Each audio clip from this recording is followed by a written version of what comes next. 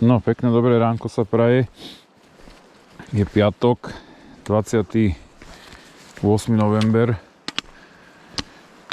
Nachádzame sa v údolí Holenthal na parkovisku. Je čas okolo 6:30 ráno, začína svítať, dneska by malo byť úplne jasno. Aktuálne tu dole je 0. Hore by malo byť, že -13, ale to iba v noci, takže ráno. By tam malo byť plus, minus 7, pocitovo minus 10, takže uvidíme. Teraz idem aktuálne šlapať klasickou Stadelwald Hohe roklinou. V lete mi to trvalo 3 hodiny, v oktobri 4,5. No uvidíme, do koľko to dáme teraz.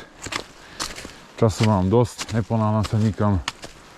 Ako sa vraví, na ne by som došiel živý a zdravý do cieľa. Takže pomaličky, ale isto ozveme sa neskôr. Tak, zatím, pa.